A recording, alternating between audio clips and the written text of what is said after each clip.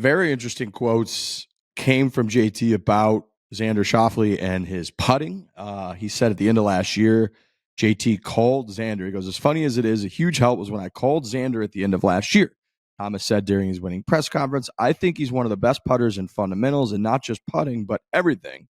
And I was just like, can I pick your brain for 2 or 3 hours? Just talk about putting. They talked for 3 hours about putting. JT went on to say, you guys obviously know Xander, but he does not leave any box unchecked. He said that day, if it has anything to do with potentially improving in golf, I've probably done it or tried it. And then JT went on to say, I'm better off. I call it pro-am putting. When it's like I obviously want to make a putt, I always want to try to make a putt.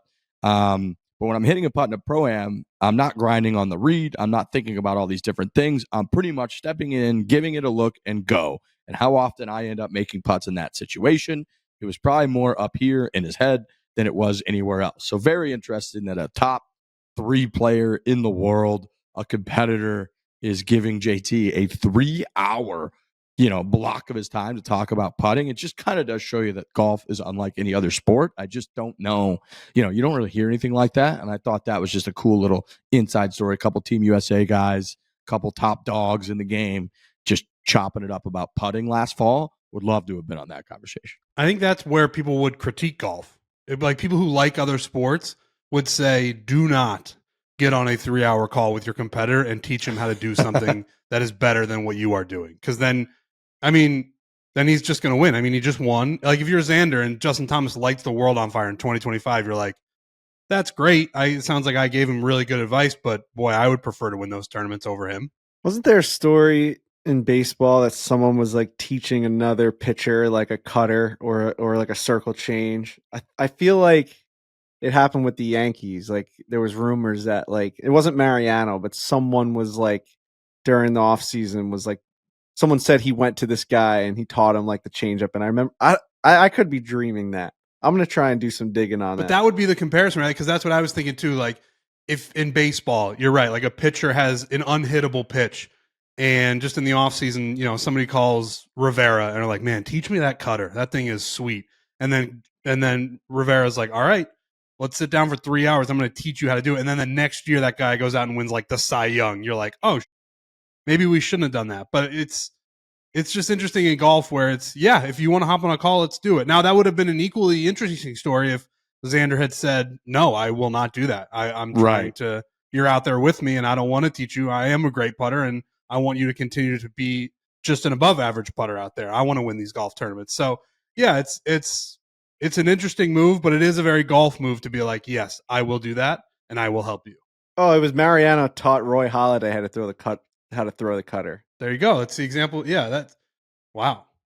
Did it end up working? What year would that have been? So it says, so this is what AI says. Yes, Mariano shared the secrets of his cutter with Roy Halladay.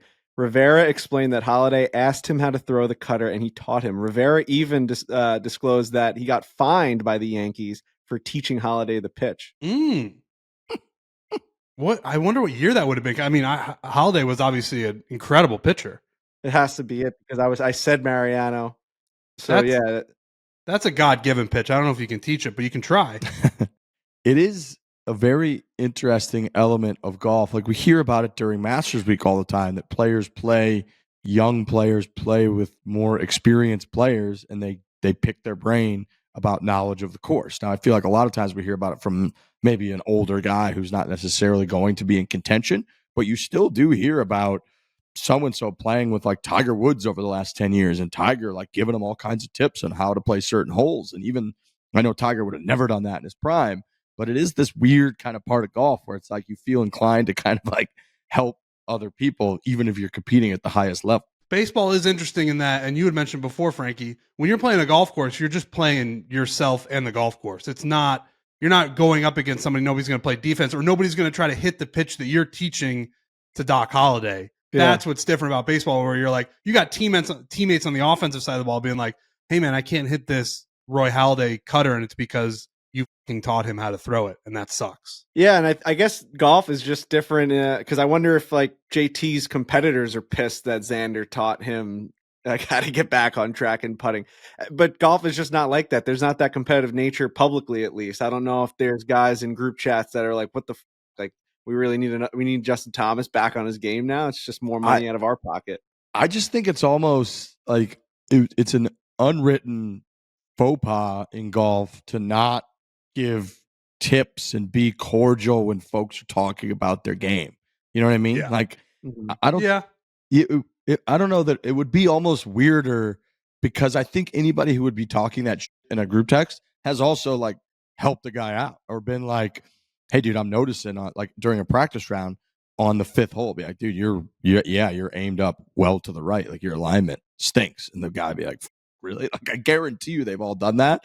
So it's like to be chirping about JT, it is a very weird dynamic because that kind of was my first instinct too of like, why are you helping out one of your competitors who down the stretch in a major championship coming up soon? Very realistically, you could be like, God, I wish this guy would miss a couple of those putts he usually misses, but I gave him a 3-hour lesson on the phone, and now I'm gonna like lose my, that's crazy. Yeah, but it's also just being a good guy. Like, I don't know that there's a single person, even Mariano was showing his competitor how to throw his famous pitch that made him the greatest closer of all time. Like, Sidney Crosby skates with Matt Barzell during the summers, and they skate with Nathan McKinnon, and they work on strides and how to get quicker and faster. All the hockey guys all work out together and try and get better. And like, it's just baseball players he just said at the end, like, he goes, I was able to share my wisdom with so many pitchers. Like, imagine being the guy that says no, like, no, I'm right. Like, JT calls Xander, hey, I need some help putting. He's like, no, dude, I want to beat you. That's crazy. And Mariano even said, like, the reason that one got a bunch of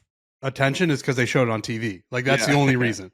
If that weren't on TV, then it would just be a non-story. Well, also, depending on when that happened, like the Yankees played against the Phillies a bunch of times, in the World Series, obviously, 9. And like, so you're facing a guy like Doc Holliday who's like coming out there and facing you. And all of a sudden he throws Derek Jeter a cutter low and outside. He looks into the bench and just stares at Mariano. Like, are you fucking kidding me? It's also, golf is just really hard, Yeah. and all these sports are really hard. So it's, if you like, what are the chances the tip you give someone is going to fully change their game to the point where they're winning? Nobody's going to win every single golf tournament. Like, that doesn't exist. Xander's not going to give Justin one putting lesson for 3 hours and then JT's just going to blank the board the whole season. Like, it's too hard of a sport. There's too much variance and there's too many good players out there. So overall, not that big a deal, but I kind of wish, just for the narrative part of it, that Xander had hung up on Justin. That'd have been nice.